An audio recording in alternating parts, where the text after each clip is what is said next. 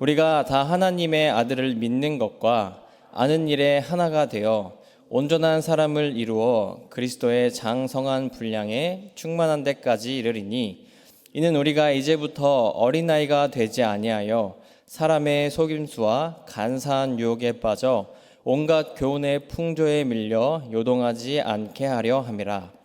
오직 사랑 안에서 참된 것을 하여 범사에 그에게까지 자랄지라. 그는 머리니 곧 그리스도라. 그에게서 온 몸이 각 마디를 통하여 도움을 받음으로 연결되고 결합되어 각 지체의 분량대로 역사하여 그 몸을 자라게 하며 사랑 안에서 스스로 세우느니라. 32절 말씀입니다. 서로 친절하게 하며 불쌍히 여기며 서로 용서하기를 하나님이 그리스도 안에서 너희를 용서하심 같이 하라. 아멘.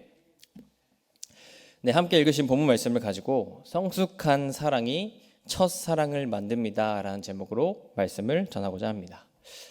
우리가 하는 성숙한 사랑이 하나님을 향한 첫사랑을 만듭니다. 진짜 사랑은 있는 모습 그대로 받아주는 사랑입니다. 그 사랑은 변하지 않기 때문입니다. 결혼이란 게 그렇습니다. 진짜 사랑을 약속하는 시간입니다. 이젠 변치 않고 한 사람만 사랑하며 살겠다 약속합니다. 내 앞에 있는 신랑, 신부를 있는 모습 그대로 사랑하겠다 결단하는 시간입니다. 다들 그렇게 결혼하셨을 거라 생각합니다. 이런 사랑이 있으면 어떨까요? 이런 변치 않는 사랑이 있으면 어떨까요? 힘든 일이 생겨도 살만합니다. 평생 나만 사랑하는 내 편이 있으니까 견딜 수 있다라는 겁니다. 근데 요즘은 이런 결혼해도 문제가 생기고 있습니다. 자신의 이익을 위해 결혼하는 사기 결혼이 늘고 있기 때문입니다. 거짓 사랑이 늘고 있다라는 거죠. 요즘 이슈가 되는 한 펜신 성수의 이야기도 그렇습니다. 결혼이란 이름으로 거짓 사랑을 하고 있습니다. 그 사람의 배경을 보고 그 사람의 재산을 보고 거짓 사랑을 약속하는 겁니다. 그러니 그 결혼 생활은 어떨까요? 아주 불행합니다. 최근 뉴스를 보니 둘 다 자신이 피해자라고 하고 있는데요. 거짓 사랑이라는 게 행복했던 삶을 한순간에 지옥으로 만드는 사랑이다라는 겁니다. 이렇게 사랑의 결실이라고 말하는 결혼에서도 거짓 사랑이 늘고 있는데 다른 곳은 어떨까요? 진짜 사랑을 찾아보기 힘듭니다. 있는 모습 그대로 사랑받는 게 너무나도 어렵다라는 겁니다. 우리가 다니는 직장에선 어떤가요? 내 능력에 따라 평가를 받습니다. 내가 나의 온전한 모습이 아니라 내가 성취한 일을 통해 사랑을 받는다라는 겁니다. 우리 가정은 어떨까요? 가정에서 우리는 아주 어렸을 때 있는 모습 그대로 사랑받습니다. 갓난 아기를 보면 그냥 아무것도 하지 않아도 사랑스러워 보이는 것처럼 어릴 땐 있는 모습 그대로 사랑을 받습니다. 그러나 우리의 나이가 초등학생이 되고 고등학생이 되고 성인이 되면 어떨까요? 있는 모습 그대로 사랑받지 못할 때가 많습니다. 내가 칭찬받을 만한 행동을 하지 않으면 사랑받지 못합니다. 내가 결혼하지 않으면, 내가 취업하지 않으면 사랑받지 못하기도 합니다. 그래서요, 지금 중고등학생들에게 지금 어른이 되고 싶냐라고 물어보면 대부분 되고 싶지 않다라고 말합니다. 내가 뭔가를 해야만 사랑받을 수 있으니까 되기 싫다라고 이야기하는 겁니다. 분명 처음엔 가정의 복덩이였는데 한순간 가정의 근심거리로 변하게 되고 있다라는 겁니다. 이러한 모습들, 지금 현재를 살고 있는 우리의 모습입니다. 진짜 사랑이 사라진 세상을 살고 있는 다음 세대의 모습이기도 합니다. 이런 세상에서 우리는 어디서 진짜 사랑을 경험할 수 있을까요?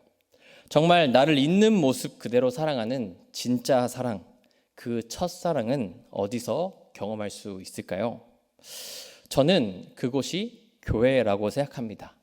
왜냐하면 교회는 우리를 있는 모습 그대로 사랑하시는 예수님의 사랑을 받고 사랑하는 공동체라 그렇습니다. 찬양 중에 예수 나의 첫사랑 되시네 라는 찬양 가사처럼요, 변치 않는 진짜 사랑, 우리를 향한 예수님의 첫사랑을 경험할 수 있는 공동체이다라는 겁니다. 여기 계신 성도님들은 다 그 첫사랑을 경험하신 분들이라 생각합니다. 나 같은 죄인을 위해 십자가에 못 박혀 죽으시고 다시 사신 예수님의 진짜 사랑을 경험하신 분들이라 생각합니다. 우린 그 첫사랑 때문에 힘든 세상이지만 견디며 감사하며 살고 있습니다.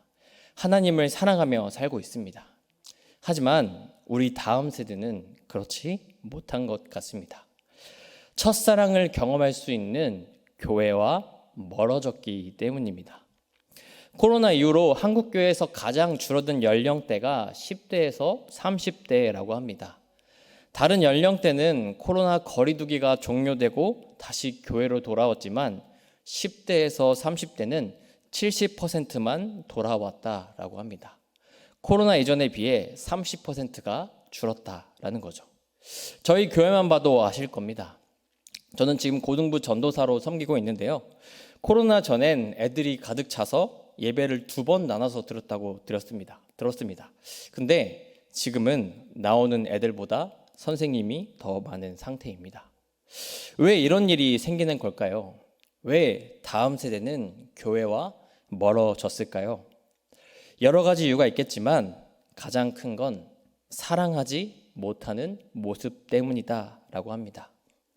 교회 안에서 서로가 서로를 이해하지 못해 싸우는 모습, 세상에 있는 사람들을 이해하지 못하고 교회가 정죄하는 모습, 다음 세대의 다름을 틀림으로 보는 모습 등 사랑하지 못하는 교회의 모습을 보며 멀어지고 있다라고 합니다.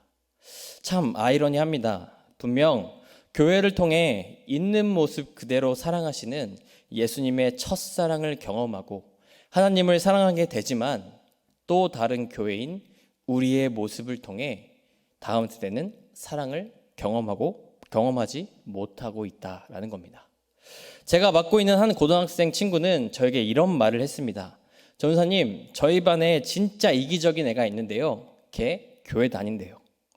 이 말을 들으면서 마음이 참 아팠습니다. 저의 모습인 것 같아 그렇습니다. 결혼을 통해 진짜 사랑을 약속했지만 아내를 사랑하기보단 내가 조금 더 편하자고 집안일을 미루는 저의 모습이 그랬습니다. 또 운전하면서 다른 사람은 정직하게 줄을 서 있는데 저 혼자 빨리 가겠다고 끼어들고 있는 저의 모습도 그랬습니다. 사랑하지 못하는 저의 모습이었습니다. 성도님들의 삶은 어떠신가요? 예수님께 받은 사랑처럼 사랑하고 계신가요? 아니면 나만 아는 이기적인 모습이 있으신가요? 이런 우리의 모습을 보며 오늘 본문 말씀은 이렇게 진단합니다. 본문 말씀 13, 14절 말씀인데요. 우리 함께 읽어봤으면 좋겠습니다. 13, 14절입니다. 우리가 다 하나님의 아들을 믿는 것과 아는 일에 하나가 되어 온전한 사람을 이루어 그리스도의 장성한 분량이 충만한 데까지 이르니니 이는 우리가 이제부터 어린아이가 되지 아니하여 사람의 속임수와 간사한 유혹에 빠져 온갖 교훈의 풍조에 밀려 요동하지 않게 하려 함이라. 아멘. 뭐라고 진단하나요? 어린아이같이 온갖 유혹, 속임수, 풍조에 요동하지 않기 위해서는 믿는 일과 아는 일이 하나가 되어야 된다라고 합니다. 그런데 우리가 하는 거짓 사랑을 보니 우리는 믿는 일과 아는 일에 하나가 되지 못했다라고 말하는 겁니다. 우리가 예수 그리스도의 사랑을 믿었다면 또 그 사랑으로 인해 하나님을 사랑했다면요, 그 사랑의 모습을 이웃에게도 보여야 하는데 그 실천이 없다라는 겁니다. 그러니 성장하지 못하고 어린 나이의 모습으로 남아있다 말합니다. 이웃을 사랑하는 성숙한 사랑이 우리에게 없다라는 겁니다. 그래서 우리에게 필요한 건 성숙한 사랑입니다. 이젠 하나님을 사랑하는 첫 사랑을 넘어서 이웃을 사랑하는 성숙한 사랑이 우리에게 필요하다라는 겁니다. 왜냐하면 성숙한 사랑이 첫사랑을 만들기 때문입니다. 실제로 오늘 본문의 대상이 되는 에베소 교회는 성숙한 사랑 없이 세워질 수 없는 교회였습니다. 너무나 많은 이방인과 우상이 가득했기 때문입니다. 당시 에베소 교회가 있던 에베소란 도시는 로마 제국 안에서 네 번째로 큰 도시였다라고 합니다. 특별히 세계 7대 불가사의 중 하나인 아데미 신전이 있던 곳이었기에 여러 민족들이 들러 우상에게 절하는 도시였습니다. 즉 다양한 사람이 많다 보니 분열되기 쉬운 도시였고 우상 숭배가 강해 교회가 특별하지 않으면 우상에 빠질 수도 있었다라는 겁니다. 그래서 이 에베소 교회엔 성숙한 사랑이 필요했습니다. 세상이 줄 수 없는 진짜 사랑으로 사람들을 감동시키는 성숙한 사랑이 있어야 했다라는 거죠. 그리고 그들이 보여준 그 성숙한 사랑이 그들을 하나 되게 했습니다. 더 이상 우상 숭배가 아닌 예수 그리스도를 믿게 했습니다. 그 세상이 줄 수 없는 성숙한 사랑이 첫 사랑을 만날 수 있게 했다라는 겁니다. 실제로 한 문헌을 보면 고대 사람들이 기독교로 기하했던 이유에 대해 이렇게 이야기합니다. 기독교인들은 일반 사람들과 달랐다. 그들의 생활은 경건했고 그들은 자신의 것을 이유 없이 나눴다. 넉넉한 것도 아닌데 말이다. 이상할 정도로 서로 사랑했고 끈끈했다.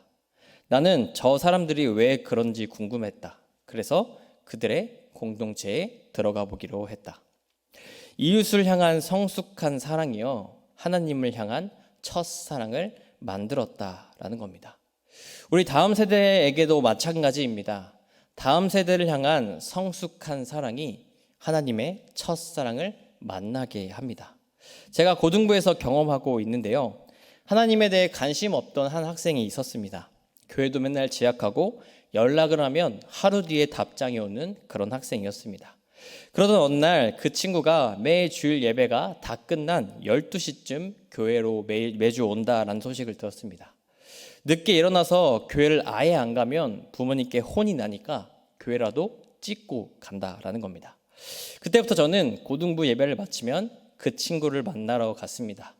매 주일 12시 교회 왜 안 왔냐, 왜 맨날 늦게 오냐라는 말 없이 만나서는 그저 점심만 사주었습니다. 그렇게 한 달이 지나고 두 달이 지난 때쯤 그 친구가 이런 질문을 합니다. 전사님, 왜 자꾸 저를 만나시는 거예요? 왜 교회에 오라고 하는 건가요? 그때 저는 이렇게 대답했습니다. 그냥 네가 좋아서. 하나님이 너 엄청 사랑하시거든. 그날 이후 그 친구의 모습이 변하기 시작했습니다. 연락하면 하루 뒤에 답장 오던 친구가 먼저 연락하고 예배도 가끔 나왔습니다. 그리고 무엇보다 하나님에 대한 고민을 하기 시작했습니다. 첫사랑을 찾기 시작했다라는 겁니다. 학생을 향한 성숙한 사랑이 첫사랑을 만들었다라는 겁니다. 아마 성도님들께도 이런 일들이 있을 겁니다. 성도님들이 베푼 성숙한 사랑이 첫사랑을 만든 경험이 있으실 겁니다. 그런데 만약 이웃을 향한 성숙한 사랑 없이 하나님을 향한 첫사랑만 있으면 어떻게 될까요? 우리가 그저 첫사랑, 하나님을 사랑하는 것에만 머문다면 어떤 일이 생길 수 있을까요? 첫사랑을 만들기보단 첫사랑을 떠나게 하기도 합니다. 하나님을 향한 열심으로 다른 사람을 판단하기도 하고 정죄할 수도 있게 된다라는 겁니다. 오늘 본문을 쓴 바울이 그랬습니다. 1차 전도여행을 같이 간 바나바와 갈라지게 된 사건이 그랬습니다. 1차 전도여행을 잘 다녀온 바울과 바나바는 2차 전도여행을 준비합니다. 그때 바나바는 자신의 사촌 동생이었던 마가도 함께 갈 수 있도록 바울에게 제안합니다. 그런데 바울은 그 제안을 거부합니다. 마가가 1차 전도여행 때 전도팀을 이탈하고 집으로 돌아갔다라는 이유입니다. 이에 바나바는 그래도 한 번 더 기회를 줄 수 있지 않냐 하면서 다시 제안합니다. 그러나 돌아온 답변은 노였습니다. 그리고 이 일로 인해 2차 전도 여행부터는 가장 친한 버시자 동역자였던 바나바와 바울이 결별하게 됩니다. 물론 바울 입장에서 무책임한 팀원은 봐줄 수 없다라고 말할 수 있습니다. 사명을 위해선 포기하지 않는 믿음이 있어야 한다 생각할 수 있습니다. 하지만 바나바의 말처럼 한 번 더 기회를 줄 수 있었습니다.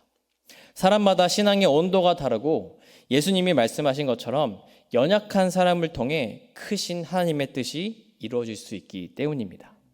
바울에겐 하나님을 향한 첫사랑만 강했다라는 겁니다. 이웃을 향한 성숙한 사랑이 부족하니 동역자와 결별하기까지 했습니다. 저에게도 이런 일들이 있습니다. 내가 전도사니까 기도했으니까 이렇게 하는 게 맞지 하며 다른 사람의 의견을 무시할 때도 있습니다. 그리고 그 일 때문에 다른 사람 마음이 상하면 내가 맞는 거고 그 사람이 틀린 거야 하며 정죄하기도 합니다. 이웃을 향한 성숙한 사랑이 부족한 모습입니다. 하나님을 향한 첫사랑만 가득하니 다른 사람들을 내 마음대로 판단하고 정죄하기도 한다라는 겁니다. 성도님들은 어떠신가요? 이웃을 향한 성숙한 사랑은 없고 하나님을 향한 첫사랑만 가득하지는 않으신가요? 잘 모르겠다 하시는 분이 있을 것 같아서 제가 문제를 하나 내리고자 합니다.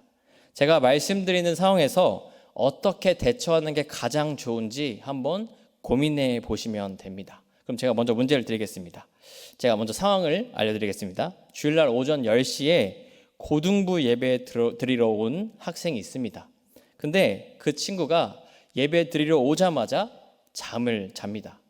그러다가 잠에서 좀 깼는지 이젠 핸드폰을 들여다보고 있습니다.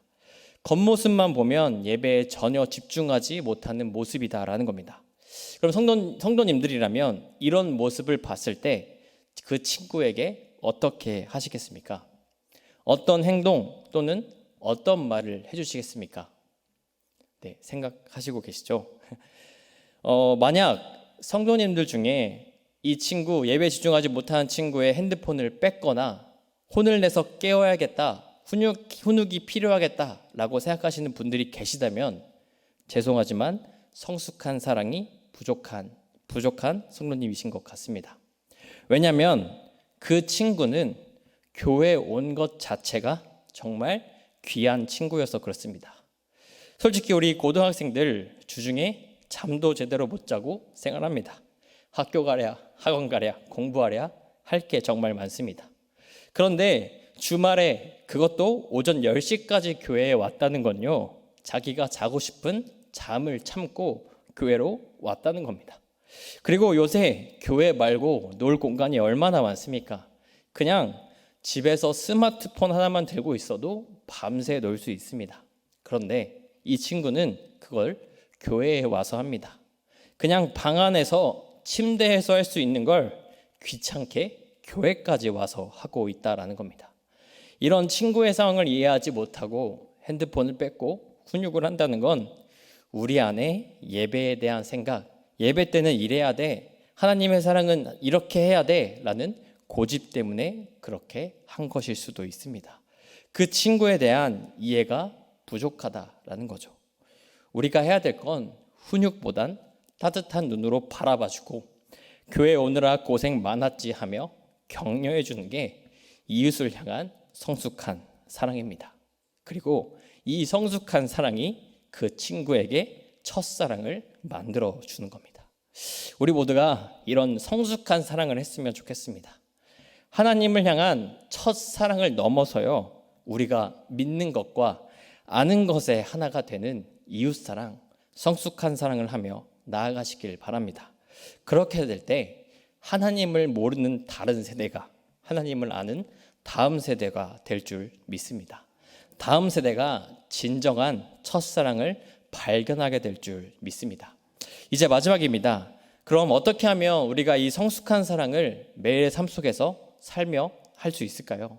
매일의 삶 속에서 어떤 훈련을 해야 첫사랑을 넘어 성숙한 사랑까지 갈 수 있을까요? 그것은 진리로 살아가면 됩니다. 진리의 말씀이신 예수님처럼 살아가면 된다라는 겁니다. 어느 기독교 교육 전문가이신 목사님이 기독교 교육에 대한 정의를 이렇게 내리셨습니다. 기독교 교육이란 진리로 진리를 가르치는 거다. 이게 무슨 말일까요? 진리의 말씀대로 살아가는 게 기독교 교육이라고 말씀하시는 겁니다. 내가 먼저 예수님처럼 살면 학생들이 배우게 된다라고 하는 거죠. 오늘 본문 말씀 32절에도 이렇게 말하고 있습니다. 우리 32절 말씀인데요. 마지막으로 함께 같이 읽도록 하겠습니다. 서로 친절하게 하며 불쌍히 여기며 서로 용서하기를 하나님이 그리스도 안에서 너희를 용서하심 같이 하라. 아멘. 뭐라고 하나요? 서로 용서하기를 어떻게 하라 하죠? 하나님이 그리스도 안에서 우리를 용서함 같이 하라라고 말합니다. 이 말은요, 진리의 말씀대로 살아가라라는 말입니다. 그리스도께서 그러하셨던 것처럼 우리도 그렇게 살라라고 말씀하신 겁니다. 그리스도께서 죄인 되었던 우리를 용서하신 것처럼 우리도 원수를 용서하라고 하는 겁니다. 그리스도께서 우리를 오래 참으신 것처럼 우리도 답답하지만 오래 참아보라라고 말한 겁니다. 그리고 무엇보다 그리스도께서 우리를 있는 모습 그대로 사랑하신 것처럼 우리도 우리 자녀를, 이해할 수 없는 다음 세대를 있는 모습 그대로 사랑하며 살라라고 말하는 겁니다. 진짜 사랑을 받았으니 진짜 사랑을 하며 살라라고 말하는 거죠. 그렇게 될 때요, 진짜 사랑이 전해질 줄 믿습니다. 진리로 살아갈 때 다른 이들에게, 특별히 우리 다음 세대에게 첫사랑이 전해질 줄 믿습니다. 그 성숙한 사랑, 그 진리가 그들에게 하나님을 만나게 하는 사랑이 될 줄 믿습니다. 사랑하는 여의도 순복음 송파교회 성도 여러분, 우리에겐 진짜 사랑이 필요합니다. 넘어지기 쉬운 세상에서 다시 일어나기 위해선 나를 있는 모습 그대로 사랑하는 진짜 사랑이 필요합니다. 하지만 우리가 사는 세상엔 진짜 사랑을 찾기가 너무 어려운 것 같습니다. 내 편이라 생각했던 가족에게도 진짜 사랑을 받지 못하기도 합니다. 결혼조차 진짜 사랑이 아니라 가짜 사랑으로 하는 세상입니다. 이런 세상에서 우린 어디서 진짜 사랑을 찾을 수 있을까요? 바로 우리 교회입니다. 예수 그리스도를 믿는 것과 아는 것이 하나 된 교회, 하나님을 사랑하고 이웃을 사랑하는 교회입니다. 그런데 우리 다음 세대들은 그 사랑을 느끼지 못하고 있다고 합니다. 그 사랑을 느끼지 못해 교회와 멀어지고 있다라고 합니다. 이웃을 향한 성숙한 사랑이 우리에게 부족했다라는 겁니다. 하나님을 향한 첫사랑을 넘어 성숙한 이웃사랑이 우리에게 필요하다라는 겁니다. 그래서요, 우리가 이젠 성숙한 이웃사랑을 하며 나아갔으면 좋겠습니다. 하나님이 나를 있는 모습 그대로 사랑하셨듯이 나의 이웃도 있는 모습 그대로 사랑하며 나아가셨으면 좋겠습니다. 그러기 위해 우리가 진리로 살아가기 원합니다. 예수님이 원수된 우리를 오래 참으시고 우리를 사랑해 주신 것처럼 우리도 우리의 이웃, 원수까지도 오래 참으며 사랑하시기 바랍니다. 우리 교회에 오는 다음 세대들을 나만의 기준으로 훈육하며 책짓질하기보단 한 명 한 명 귀하게 여겨주시길 바랍니다. 사랑의 눈으로, 사랑의 손길로, 사랑의 말로 그들에게 사랑해 주시기 바랍니다. 그렇게 될 때 교회를 떠난 다음 세대들이 돌아오게 될 줄 믿습니다. 다음 세대의 첫사랑이 회복될 줄 믿습니다. 우리 모두가 하나님을 향한 첫사랑을 넘어 이웃을 향한 성숙한 사랑으로 사랑하는 성도님들 되시길 주님의 이름으로 축복합니다. 성숙한 사랑이 첫사랑을 만듭니다. 기도하시겠습니다. 사랑해 주님 감사합니다. 우리가 오늘의 말씀을 통해서 우리에게 중요한 것이 성숙한 사랑이다라는 걸 알게 해주심을 감사합니다. 주님, 세상을 살다 보면 넘어질 때도 있고 여러 가지 문제들 때문에 정말 고통스러울 때도 있습니다. 그때마다 우리가 다시 일어날 수 있는 이유는 우리에게 있는 진짜 사랑이 있기 때문입니다. 나를 있는 모습 그대로 사랑하시는 예수님의 사랑이 있기에 우리는 넘어져도 다시 일어날 수 있습니다. 주님, 이러한 사랑을 우리 다음 세대도 느낄 수 있도록 도와주시옵소서. 이러한 사랑을 우리 다음 세대도 느끼며 이러한 사랑을 경험할 수 있도록 주님 우리와 함께하여 주시옵소서. 그렇게 하기 위해 이제는 우리가 하나님을 사랑하는 것을 넘어 이웃을 사랑하는 성숙한 사랑으로 살아가기 원합니다. 진심으로 그 이웃을 생각하며 원수도 사랑하는 그 사랑을 우리도 할 수 있도록 주님 우리와 함께하여 주시옵소서. 그렇게 살기 위해 우리가 진리로 살아가기 원합니다. 예수 그리스도께서 진리로 살아가셨던 것처럼 예수 그리스도께서 우리 원수됐던 우리를 오래 참으시고 끝까지 사랑하셨던 것처럼 우리도 우리 주변에 있는 사람들, 특별히 다음 세대들을 정말 진심으로 사랑하며 있는 모습 그대로 봐줄 수 있도록 주님 우리와 함께하여 주시옵소서. 우리가 그렇게 진리대로 살아갈 때, 진리의 모습으로 나아갈 때 다음 세대도 진리의 모습이 회복될 줄 믿습니다. 다음 세대들도 다시 교회로 돌아와 예수 그리스도의 첫사랑을 회복할 줄 믿습니다. 주님 우리의 삶 가운데 함께 하시고 다음 세대 가운데 함께하여 주시옵소서. 또 주님 우리가 가지고 나온 기도 제목들 또한 여러 가지 헌금들 여러 가지 정말 주님께 간구하는 여러 가지 일들이 있습니다. 주님 그 기도 제목 가운데도 함께하여 주셔서 우리가 드리는 이 모든 기도 가운데 주님의 때에 주님의 뜻이 이루어질 수 있도록 주님 우리와 함께하여 주시옵소서. 모든 것 주님께 맡겨드리며 예수님의 이름으로 기도합니다. 아멘.